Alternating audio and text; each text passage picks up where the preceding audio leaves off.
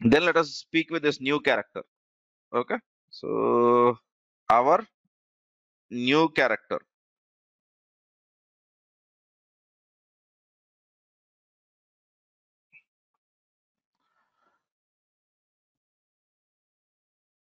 This one is looking good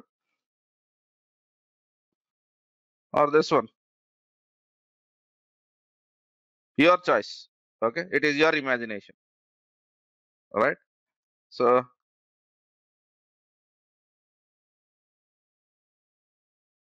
this is going to be our character throughout. Yeah. Okay. Right. And this character's name. Okay. This character's name would be Python 3. Okay. So this Python 3 used to have one of the younger brother. Okay. Let me take this guy as a younger brother. Okay. So this is Python 2. So how many characters do we have? Two characters, Python 2 and Python 3. But as I said, from January 2020, right? Python 2 is no longer officially supported. Okay. So this has become extinct. So we will not be basically looking into this Python 2 anymore. We'll be basically focusing only on this character. So the friend or whomever we need to speak with, this is this guy. Okay. Right.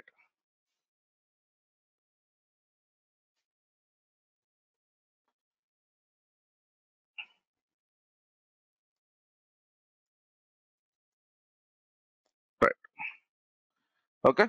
So our new character, okay, let's call that as Python 3. If you want, you can give a different name, but let me give the official name of it so that it is easy for us. Okay. Right. So this Python 3 will help us in solving our problems. Okay. But for this Python 3 to help us in solving our problems, we have to get to the level of Python 3 and then speak to it. Yes or no? Did we did the same thing with Jarvis? Okay. Remember the good old Jarvis? Okay.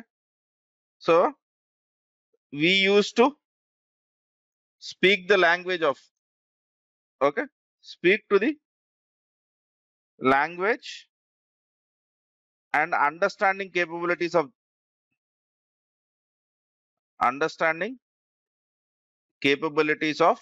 Jarvis. Okay. So to get the things done with Python, done with Python 3, we need to do the same. Am I clear on this, sir? Just like Jarvis, we also need to basically get the same stuff done. Okay. So let me use, I think I'm quite sure I can find out Jarvis's image. Python, uh, July episode, right? Jarvis, Python 5.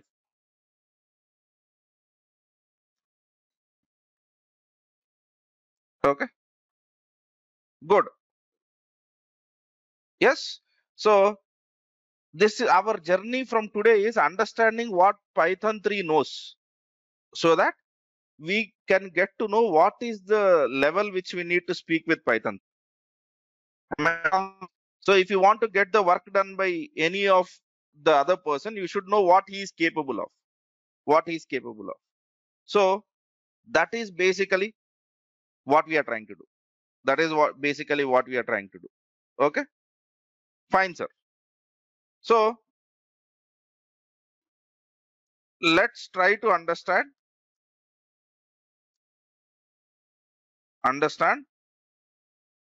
Python 3's capabilities so that we can use Python 3 effectively. Okay. So if you don't use effectively, right? Remember our demo? I think I'm quite sure that I have shown this on demo. If someone asks, why do you use Python? Okay. So the ideal definition of Python is programming for everybody. Since we don't know what has to be done, we will be trying to tell this. Okay. So Python can do this for me.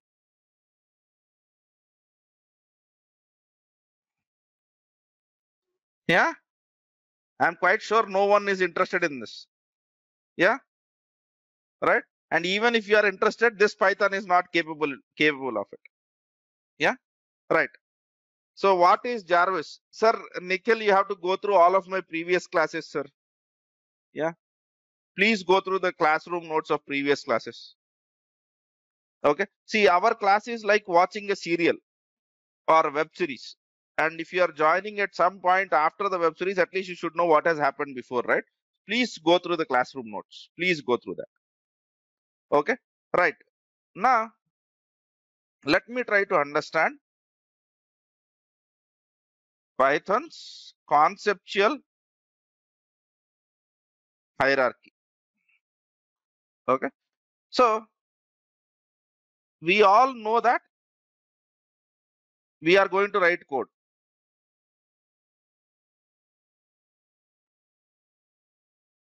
Is there anyone in the class who is in a disbelief saying that we are not going to basically write it?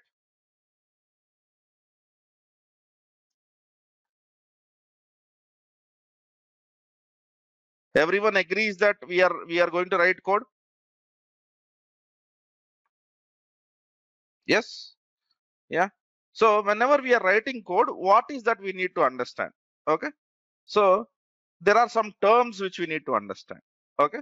So whenever we write Python, okay, we will basically try to get lot of terms. Okay. So we hear terms like, okay, Python program, module, expressions, and objects. We will hear all of this. But let us not get confused with all of this. Let us make our life simple. Okay. So basically, okay, let me try to define this hierarchy. Okay. Hierarchy is, okay, let me use one. Python program is what you want to write. Okay. Python program or application. So using Python, I want to build a calculator. That is what you are trying to do. So that is, okay. Since let me try to use plural. Okay. Which is or are composed of something called as modules. So what is a Python program? It is collection of modules. Okay. So each module contains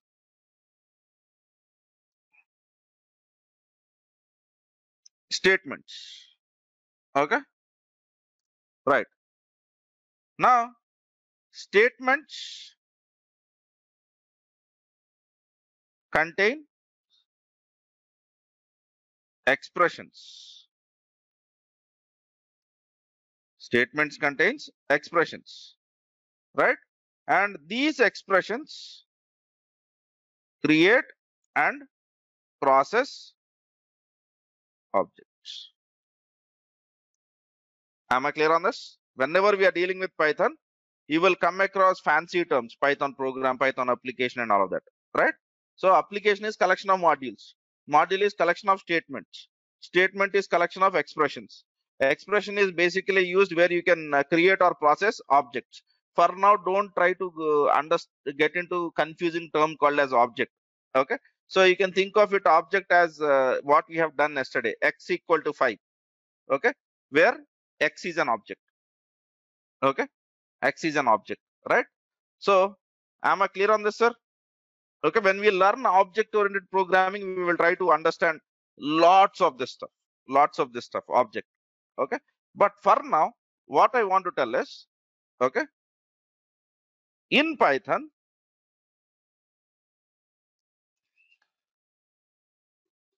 Everything which we create, update,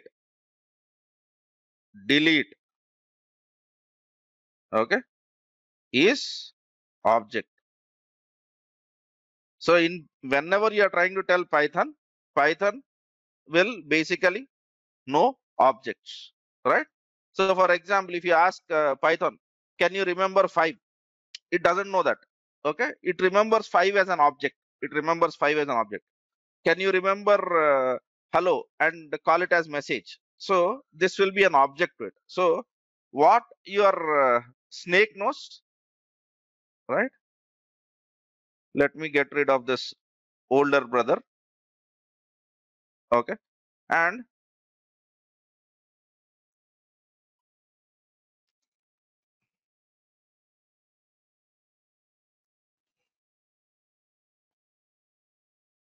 okay,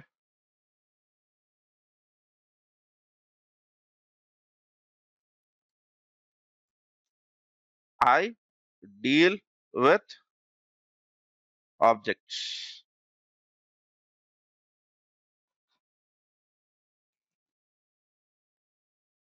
Okay, am I clear on this? So here I have written some generic objects which we can understand, but in Python you will be trying to tell these objects in different way. Okay, so what is that your snake or your Python 3 is dealing with? Your Python 3 is dealing with objects. Okay, so everything which it knows is an object. Okay, think of object as nothing like any item which you know. Okay, so for example, do you agree chair is an object? Do you agree to that chair is an object? Laptop is an object. Yeah, so even what you and me also know is object. Okay, so basically why we use chair? To sit, right? So every object has some of the capabilities, right? So and also it will be made up of certain things. The same thing over here. Okay, so we will have this interesting discussion when we start object oriented programming. Okay, but for now let me stop it at that. Okay, Python 18, right?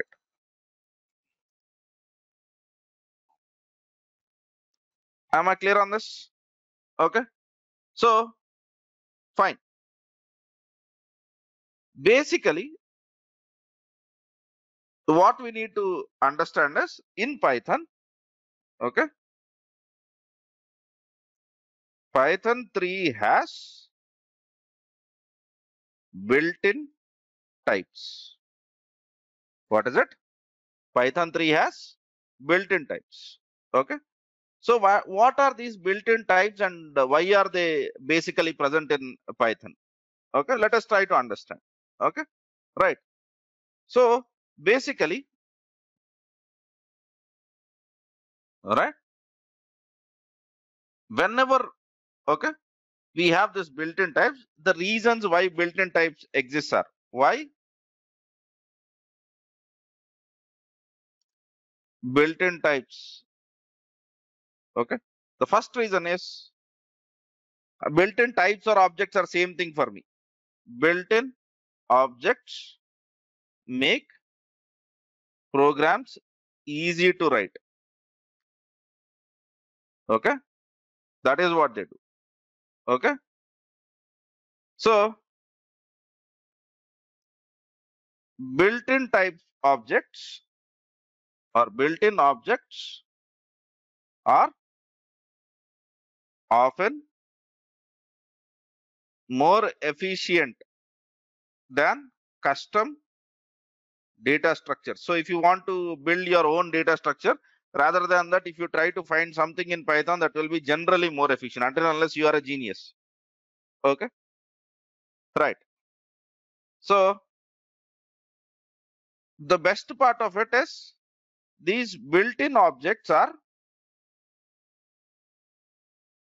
part of Python. Okay, you don't need to do anything extra. They're already part of Python. They're already part of Python. Okay, So built-in types. What are the built-in types? I have not spoken about it yet, but I'll be speaking about it anyway. Okay. So what is the data structure? That itself tries to tell you, right? What is the data structure?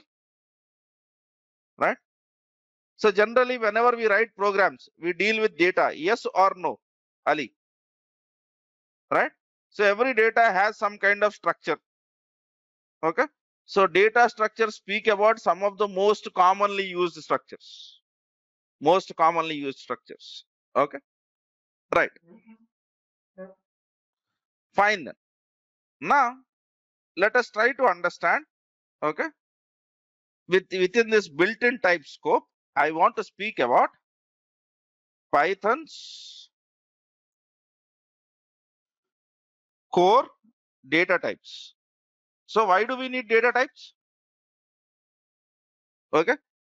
Because why we write programs? We write programs because we want to get our Python 3 doing some activity for us. Whenever we want Python 3 to do some activities for us, we have to tell, right, what that has to be done. So to speak with that, we need to pass some data. And whenever we pass some data, our Python will try to use RAM. And when our Python uses RAM, to the RAM, it needs to tell what is the size of the data which it needs, right? So if you see, there is a lot of translation over here. Let us assume that you want to tell Python 3, go and clean my temporary files in my C drive. Okay. Let us assume that you want to do this snake. Okay. Right. You are doing wonderful.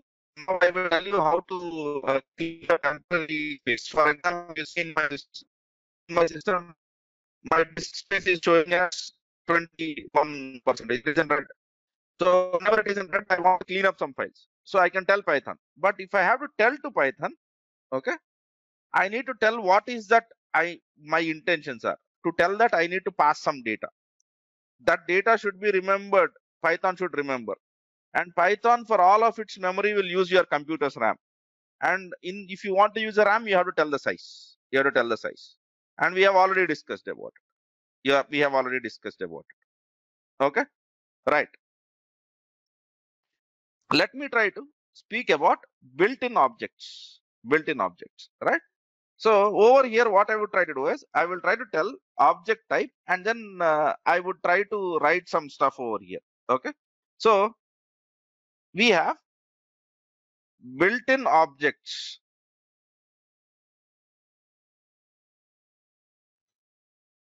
Okay, are available in Python. Okay.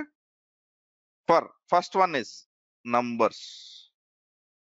So they are of different types, but let us not worry about it. So you can use 1, 2, 3, 4. You can write 3.14 pi. Okay. So you can use this vector notations when you 3 plus 5j. Okay. So you can use octal, right? And then there is something called as decimal, and there is something called as fraction. Okay. So there are many different types of data which we can basically store. Okay. Right. So do we know this factorial? Yeah. So what is 5 factorial? 5 factorial is nothing but 5 into 4 into 3 into 2 into 1. So if you calculate this, it would come to approximately 120, I think, if I'm not wrong. You should correct me. Yeah. Right. So what is 100 factorial? It would be a very huge number. Okay. In most of the programming languages, what happens is when you calculate 100 factorial, it will try to tell that, okay, my memory is out of range. It is too big and all of that.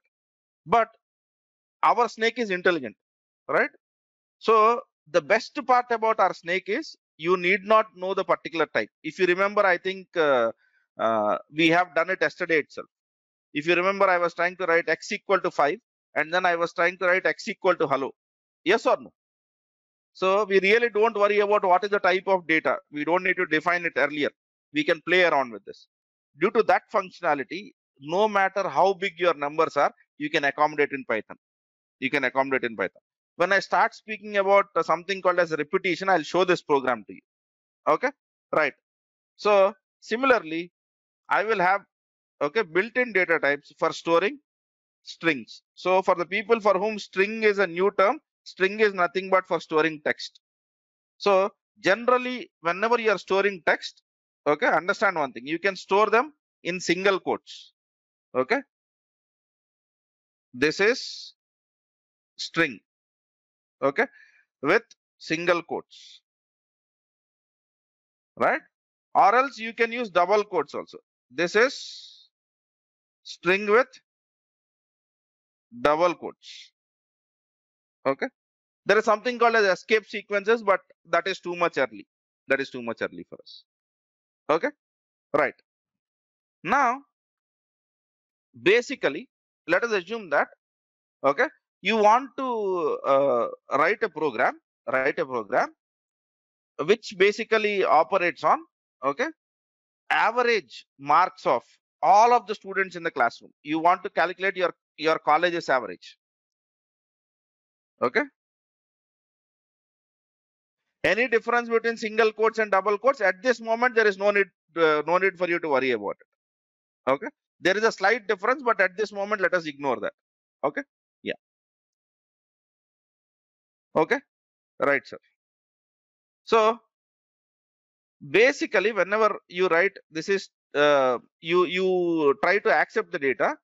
Generally, your data will always not be in a singular format, right? Sometimes you have plural data to work out with. Okay, calculate, okay, average of students marks. Okay, calculate the colors which have been inputted. Okay, so do we need to deal with plural data? Yes or no? Yeah, let us assume that you are trying to write a program where you need to calculate average marks of a student. So whenever you want to calculate the average marks of a student, you need to take all the subjects marks, right? Yeah, so generally in some cases we will be in a situation where we have to deal with the data which is plural in nature. I'm quite sure you understand what a plural is. Okay, so let us assume that if I want to store marks, something like this, okay, marks, okay, I want to take all the marks of students of all the subjects. Okay, so then I cannot write 10 comma 100. In one subject he has got 10 and in one subject he has got 100. So there should be some kind of a structure which should hold this, and that structure is something which we call as list. That structure is something which we call as list. And generally in the list, what happens is you can try to tell, okay, all of this in a square brackets. Okay, yeah, but generally what happens is in many programming languages, for example, if you are working on C, in C also you can do this, but in C if I write marks, okay, I have to write marks with 10, 100, 20, 25. Here Python even accepts this. Okay, absent, one subject you are absent.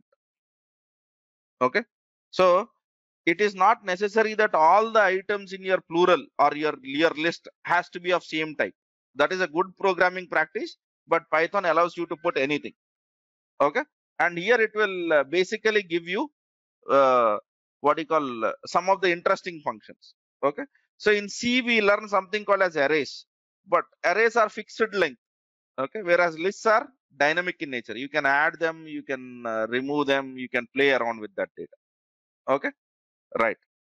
So list, let me write the list as 1 comma 2 comma 3. Okay, let us assume I'm writing colors. So red comma green comma yellow. Okay, and I can write some unknown list which will have something like my list has, okay, 1 comma red comma, within the list I can have one more list. Within this list I can have one more list, 1 comma 2 comma 3. Python allows literally anything. Yeah, you can write animals also. Yes, right, anything which is plural in nature. Animal, right, it would be a string. Animals, it is a list. Okay. City, it would be a string. Okay. Cities, that becomes plural. So it becomes a list. Am I clear on this? Yeah. Right. So internally, how Python basically does it, we can easily do it. Yeah.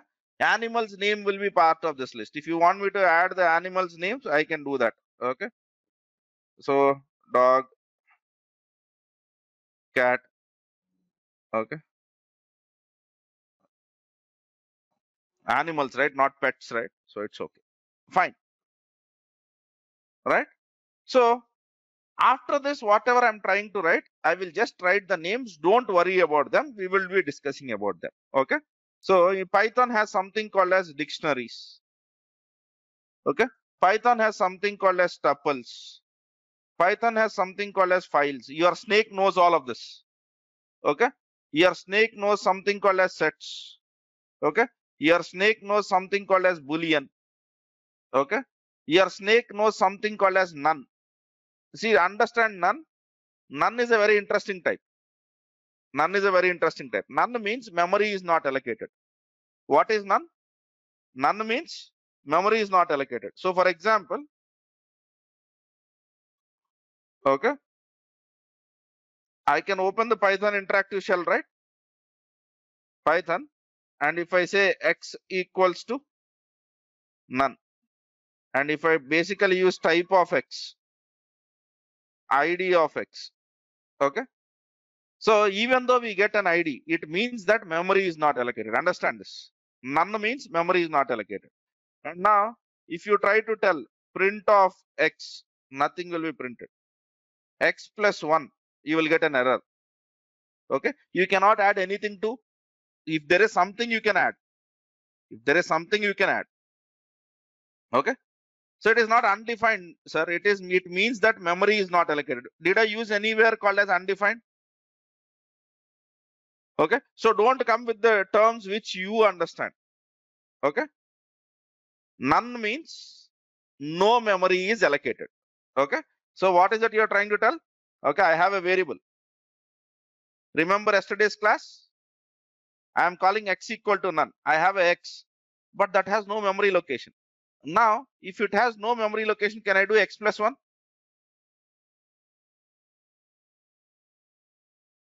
Actually, if you remember, Hanshu, ID is not actually an address. It is a representation, right? So it is not actually a memory location, but I said that you can consider it as memory location. Okay. So if x has nothing, can I add x plus 1? Okay. Here there is one interesting story. Okay. So in your aeroplanes, remember, do we have autopilot program? Yeah. What will autopilot do? Everyone knows, will your pilots will be trying to what do you call guide your plane throughout the sky? No, right? They will write some program, and they will have a program called as autopilot, and that autopilot will handle the pilot, will handle the plane. Okay. So a few years back, what has happened was, okay, let me try to tell you. This is an interesting story, especially for the people who learn C. This is very, very important. Since we are not learning C, it is okay. Okay. So in the plane, you have two engines, right? Engine 1,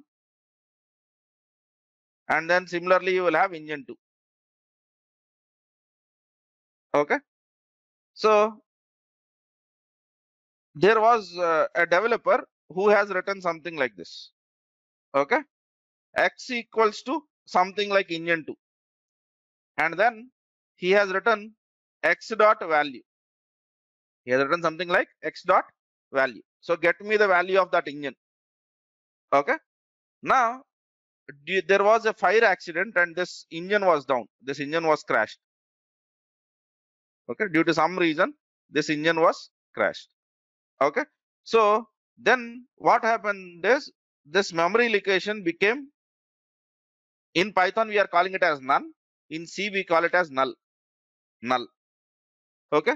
So if you type null dot value, your memory, does it have any value? There is no memory at all. How will you get a value?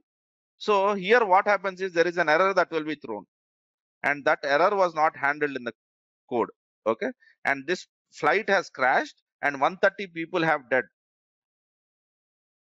just because of this line of code. It is a very simple programming stuff, right? Generally, whenever you have to handle memory variables, you have to be very sure if there is anything happening with none. None means no memory locations. So generally, it is always a good idea to check for none. Am I clear on this? What is none? In C, we call it as null. In Java, we call it as null. In Python, we call it as none. None means memory, it doesn't exist. This variable, whatever you're trying to access, doesn't have a memory. Okay, if it doesn't have a memory, if you try to access the value of it, it might be handled, it might throw an error and all of that stuff. You should be very careful with this. Okay, right. Now, along with this, okay, so we have other interesting things, right? I don't want to get into all of that, but I will try to write some of the stuffs, right? There is something called as functions. There is something called as modules. There is something called as classes. Okay. So if you want to get one level detail on how Python is implemented, there is something called as compiled code, stack tracebacks. There is no need for you to understand all of this stuff at one shot. Okay. But am I clear on this? Okay. Here, some objects can be used directly. Okay. Some require expressions. Some require expressions such as def, class, import, and you might have something called as lambda. Okay. And many more. Okay. And so on. Okay. So we should be able to understand these things, right? If you want to get our Python to help us, do we need to understand all of this? Yes or no, sir? Yeah. And that is exactly what our journey is. That is exactly what our journey is going to be. Okay. So I will be starting with this. And one more thing which you need to understand is operator. Okay. What are operators? Right? Operators allow us to perform operations on types or objects. Yes or no? So for example, if I have numbers, I can add. If I have string, I can break down the string. Okay. So you can think of, okay, operators allow us, okay, to build the logic with the data. So remember, we have done this 5 factorial. So how can I calculate the 5 factorial? I have to do some kind of calculations. For that calculations, I need to know what are the operators that work out. So what is an operator? Okay. Operator is something which operates on your data. Okay. And every data type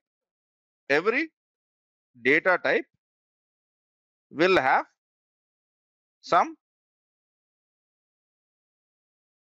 operators supported. Okay. So for example, okay, plus, addition, multiplication, okay, in numbers, okay, and then we might have basically have an operator, right, which is like division, okay, which is like modulus. Yes or no? Remember, these were all Jarvis's capabilities, right? Similarly, we will have something like, okay, let me write the operator straight away. Equals, not equals, okay. So for every data type which you are operating, there will be some operators, right? It can be anything. It can be anything, right? from type to type, these operators might be different. So for example, we might have some special operators for sets, which you don't have for numbers. Am I clear on this? Depending on type of data, you might have your operators. So data types will be your values, and operators is what you can perform on those values. Am I clear on this? And whenever you need to get the work done, you should be clear with both. You should be clear with both. Are we clear so far, sir? Yeah, good. Now let me start my discussion on numeric types. Okay.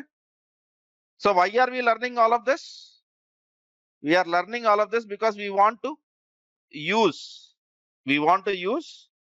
our Python 3 to get the stuff done, Okay. So generally, okay, let us find out what are different types of numbers which we have. Types of numeric data which we can have. All right. So what are the different types of numeric data which we can have? Okay. So we will have, okay, something called as integers. Okay. And then we have fractional numbers. Yes or no? These fractional numbers are generally referred as floating point numbers in programming world. Okay. Right. And then we would have decimal numbers, binary numbers, octal numbers, right? Decimal, octal, binary. Okay. And then we would have, if you go into mathematics kind of problems, you might have complex numbers, right? You might have sets. And Boolean is also a number, but even if I don't write it, there is nothing wrong. Yes or no? Right? Do you agree with this? Okay, don't worry about the programming definition. So what are the types of numbers? I might have a number which looks something like, okay, 5.6, okay, 3 plus 4j, vector mathematics. Okay, so I might basically have sets 1, 2. Yes or no? Generally in the real world, these are all the kinds of numbers which happen. I'm not speaking about Python. I'm speaking about in real world. Yeah. So numeric data which we have in real world. Okay. So to handle this real world data, okay, Python has data types for handling, okay, integer and floating point objects, okay, complex number objects, okay, right, decimal objects,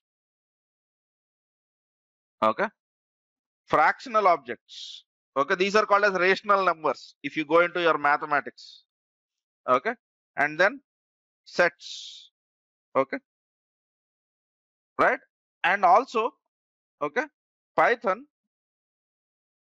also has what is called operators, okay, to perform operations on this numeric types, okay. So let us look at some of the operators. Today we'll just play around with some of the operators. Okay, let's have fun now. So let me write it as fun time with numbers. Okay. So I'm opening my shell. Oh man. I'm opening my shell and then I'm trying to write, okay, number, okay, let me call it as x equal to 5. Is this a number? Yes or no, sir? Okay. Yeah. Now, basically, I'll be writing y equals to 1.23. Is this a number?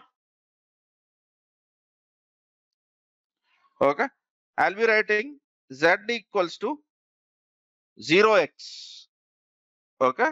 0x 1234f.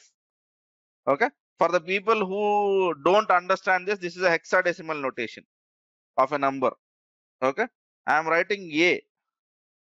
A equals to, this is octal number, 0 O 1 7 7. Octal means you have only numbers from 0 to 7. Okay. And then, okay, let me do one thing. Let me try to describe them in the variable name itself.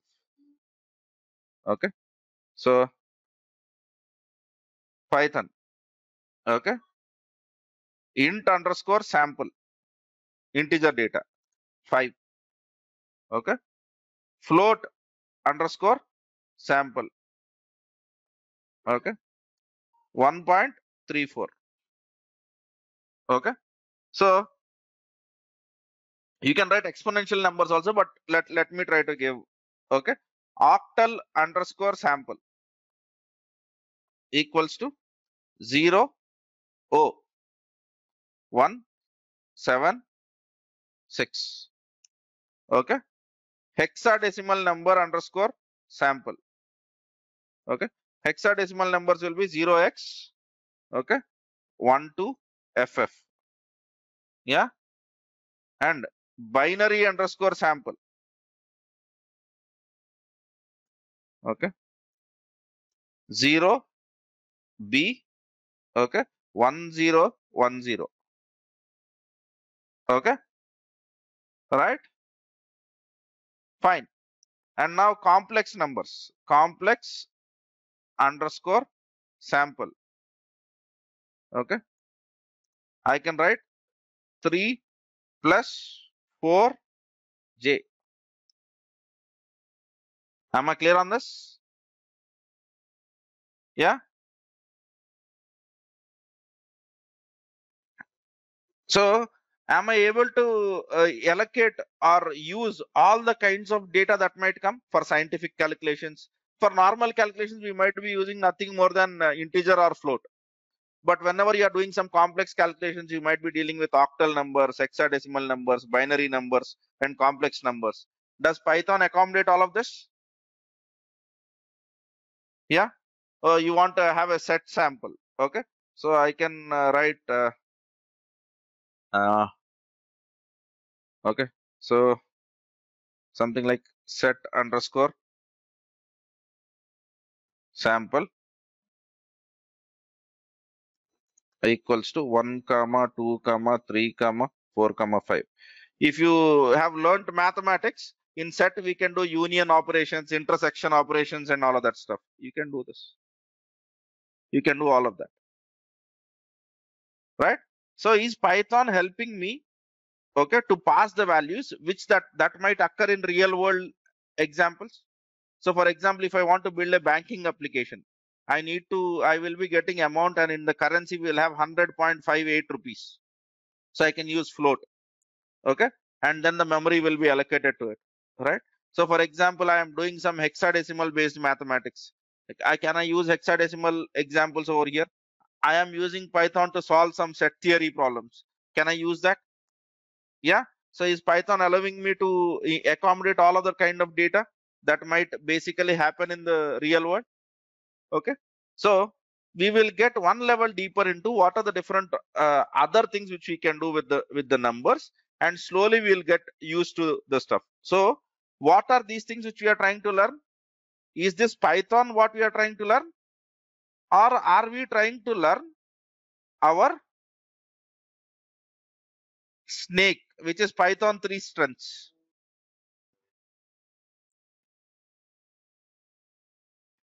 What is it we are trying to learn? Are we trying to understand Python 3, or are we trying to understand integer, float, and all that stuff? Okay. So for the people who are new to this world, understand that you are trying to learn strengths of your Python, which is your character. Okay, sir. Satvik, basically complex numbers come in mathematics, right? So I think if I'm not wrong, you are Ramesh's son, right?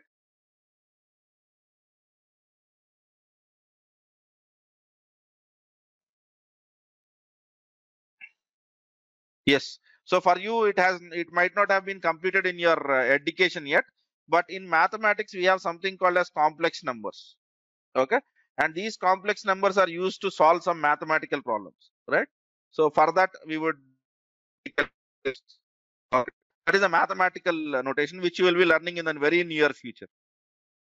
Okay, so right now you might not have a knowledge of that, but ignore complex numbers. Other numbers we are able to understand, right? Yeah, fine, sir. So what I would basically try to do is, let us get one level deeper into this data types, and then we will try to understand different operations, right? The play kind of operations which we can do. Let me show you something interesting. So what is the value of y which I am getting?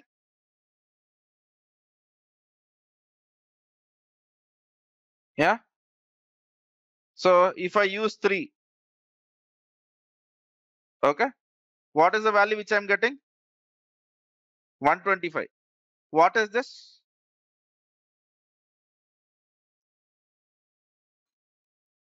Okay, 5 square, 5 cube, 5 to the power of 4, and all of that stuff. For that, you don't need to do anything intelligent in Python. Okay, you can easily calculate by using star operators. So what are the other operators in Python which can help us in basically learning, so that we understand the strengths of our character? And then once we understand some numerical strengths, then let us try to write a very simple program which can take the help of that and do something for us. Okay. Okay. Thank you, sir. I'll stop it at that. Thanks for watching. For more videos, subscribe our channel and click on bell icon.